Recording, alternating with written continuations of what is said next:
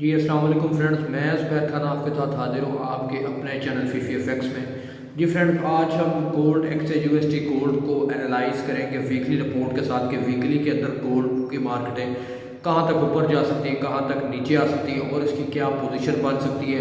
Technical तौर पे market कितना ऑफसाइड को रिज्यूम कर सकती है और फंडामेंटल कितने हावी हो सकते हैं और आप कितने हिसाब से बाइक का ट्रेड लगा सकते हैं और कितना नुकसान से बच सकते हैं और कितना फ़ायदा उठा सकते हैं, क्योंकि इस मार्केट के अंदर ट्रेड को ना करना भी एक ट्रेड के मानद माना जाता है। और हमेशा इस बात का हमेशा ध्यान रखा करें कि हमेशा सिर्फ सिग्नल्स की बिना पे मार्केट को ना एनालाइज किया करें। मार्केट के तीन चीज़ें हमेशा याद रखा करें। मैंने कल की वीडियो में बता दी थी, दोबारा बताऊँगा तो वीडियो लंबी होना शुरू हो जाएगी।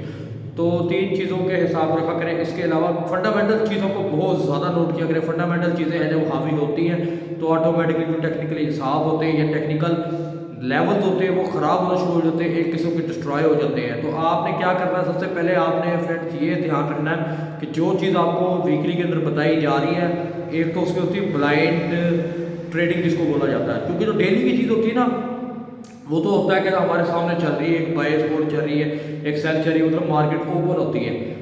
जब मार्केट वीकली के अंदर आती है, वीकली रिपोर्ट को जब एनालाइज करते हैं तो वो थोड़ी सी और किस्म की होती है। उसमें ये होता है कि अगर तो मार्केट ये करेगी तो ये होगा, अगर तो मार्केट ये होगा तो ये होगा, मतलब उसमें होगा आ जाता है। लेकिन जो डेली की रिपोर्ट होती है उसमें पहले ही हाई लो लगे होते हैं, तो उसको एनालाइज करना इंटरडे के हिसाब से होता है। लेकिन ये वीकली हिसाब है तो अपने वीकली हिसाब को थोड़ा सा ध्यान में रखना और वीकली जो जो आपको बातें बताई जाएंगी आपने सारी वो दिमाग में रखनी है। और आपने ये इस चीज़ का अंदाज़ा भी लगाना है कि जो चीज़ें इस वजह से हावी हो रही है, मतलब बाय अगर हावी हो रही है या सेल अगर हावी हो रही है, तो आपने इस बात का बड़ा ख्याल करना है और बताना है कि बाय और सेल को बीच में इन्वॉल्व करके चलना है। ये नहीं है सिर्फ आपको सिग्नल बता दिया है, बाय और सेल से बता दी, आपने वीडियो देखी स्किप करके आखिरी चीज़ें देख ली खत्म हो गया, उसका कोई फ़ायदा नहीं। क्योंकि जब तक फंडामेंटल चीज़ों को नहीं समझेंगे, चूँकि जब तक टेक्निकल चीज़ों को नहीं समझेंगे या फिर किस वजह से गोल्ड ऊपर जाता है, किस वजह से नीचे आता है, तो इसके बिना कोई फ़ायदा नहीं है। पहले मैं अगले हफ्ते में आने वाले डेटों के रिलेटेड आपको बता देता हूँ। अगले हफ्ते में आने वाले डेटे जो इंपॉर्टेंट डेटे IM सर्विसेज नंबर्स हैं, फ्रेश सर्विसेज नंबर है मंगल वाला दिन, उसके अलावा जो है जुमेरात को GDP का इंपॉर्टेंट 3 डाटा है, एम्प्लॉयमेंट क्लेम है, कोर ड्यूरेबल गुड ऑर्डर्स है। लेकिन जो GDP नंबर है, ग्रोथ नंबर के ऊपर पहले बात कर लेता हूँ। उसके अलावा जुमे वाले दिन प्राइस कोर के भी नंबर है, मतलब कोर PC प्राइस इंडेक्स के नंबर भी हैं। ये 3 डाटे बड़े इंपॉर्टेंट है, तो मैं ज़्यादा लंबी वीडियो नहीं करूँगा, 3 इंपॉर्टेंट डाटों के आपके साथ अफेक्ट आपके साथ शेयर कर रहा हूँ। जब तक अब ये देखा जा रहा है जब से महंगाई अमेरिका के अंदर ईज हुई है, मतलब कम हुई है, जब से गोल्ड के अंदर एक पॉजिटिवली हमें नज़र आ रही है। अब क्या क्या इफेक्ट पड़ सकते हैं। 1 फरवरी को इनकी मीटिंग आएगी फ्रेंड्स, जो फेड की मीटिंग होती है 1 फरवरी को आएगी, वो है तो काफ़ी दूर, लेकिन अब अगले हफ्तों में जो है ना ज़्यादा दारोमदार इसका इसी चीज़ के ऊपर होगा। जब तक मीटिंग नहीं आती मेरे हिसाब से मार्केट हो सकता है रेंज वोट चलती रहे। लेकिन जो पिछले वीक में गोल्ड से रिलेटेड फील हो रहा था ना कि गोल्ड मार्केट को 1950 या 1944 कम से कम लगाना चाहिए था, वो इसने नहीं लगाया और मार्केट बहुत स्लो रेंज में 1899 तक नीचे गई, 1937 तक ऊपर गई, 1925 पे जाके बंद होगी। मतलब कि टोटल 38 पॉइंट चली। इतना कोई चलाऊ जिसको कहते हैं ना, मतलब कि ऊपर नीचे बहुत ज़्यादा वो कोई मूवमेंट इतनी ज़्यादा आ नहीं सकी मार्केट के अंदर। इसकी वजूहत अब यही थी, या तो इन्वेस्टर इस चीज़ से डर रहा है कि जो अमेरिका के अंदर महंगाई कम हो रही है, अगर वो बाय करेंगे, वो लॉन्ग बाय करते हैं, मार्केट ऊपर जाती है, वो फिर बीच में कोई कमेंट अमेरिकन आगे कर देते हैं कि हम जो सी है महंगाई अभी भी ओवर कंट्रोल है, या फिर कोई ऐसी बात करते हैं जिससे गोल्ड की जो टून है उनकी जो हाकिश हो जाती है, गोल्ड मार्केट से नीचे आती है। इस वजह से जो लॉन्ग इन्वेस्टर है वो मेरे ख्याल से थोड़ा सा हिचकिचा रहे हैं और थोड़े से डरे हुए हैं। इस वजह से थोड़ा सा लॉन्ग बाय में जाने से डर रहे हैं। लेकिन मेरे हिसाब से अगले वीक के अंदर भी मार्केट को बाय पोजीशन को पकड़ना चाहिए इन दोनों टेक्निकल लेवल। इन दोनों टेक्निकल लेवल्स कहने का मकसद हर बार यही होता है फ्रेंड्स के सिर्फ आप फंडामेंटल चीज़ों को ही नोट किया करें, साथ साथ टेक्निकल चीज़ों को तो मैं बताता हूँ, वो तो हम जो हमारे दिमाग में तो मैं उसे बताता हूँ, क्योंकि फंडामेंटल किसी टाइम भी किसी दिन भी हावी हो जाता है तो ऑटोमेटिकली ऊपर नीचे टूट जाता है। अब क्या इफेक्ट आ सकते हैं, एक तो 50 बेसिक पॉइंट अगर तो अमेरिकन बढ़ाते हैं उसके हिसाब से क्या इफेक्ट आ सकते हैं।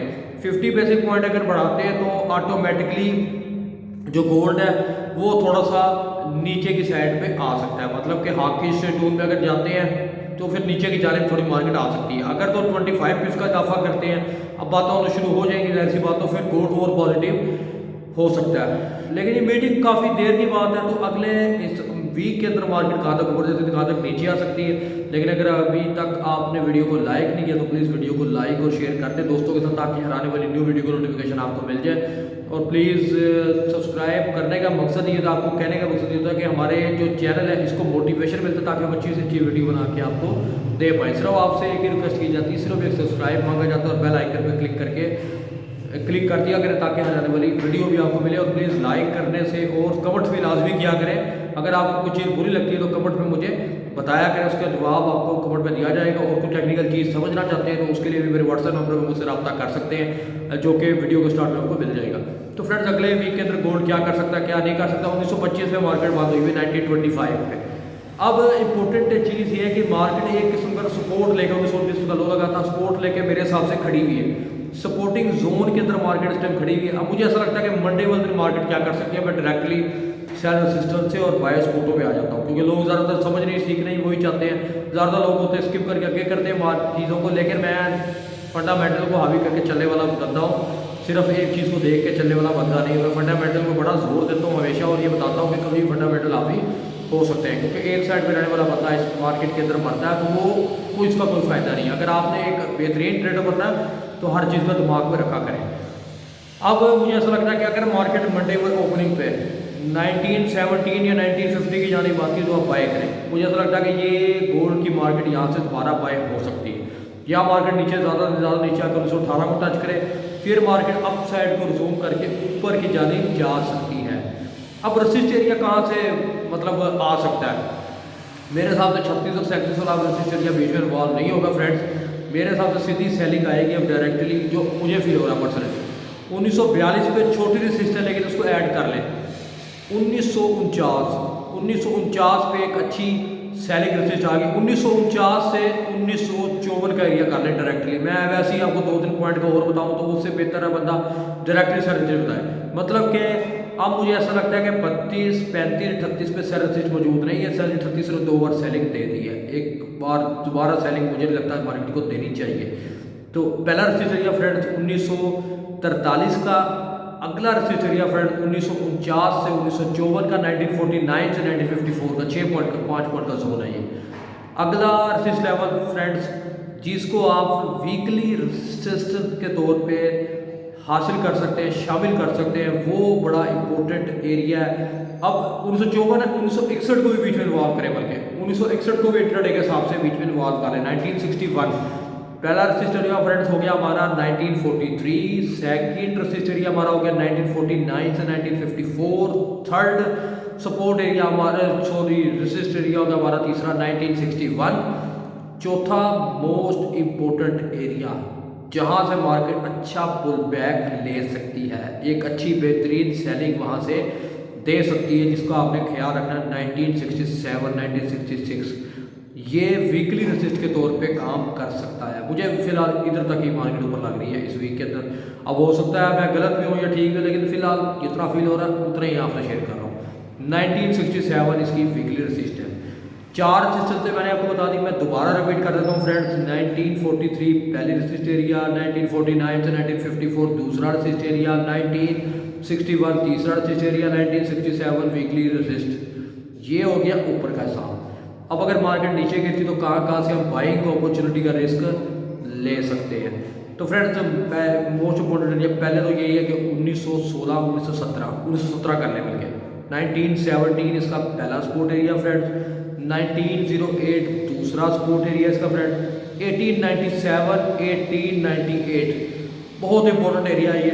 इधर से मार्केट बार बार उठ के ऊपर गई हुई है, तो इसको आप मेंशन करें एक मजबूत सपोर्ट के तौर पे।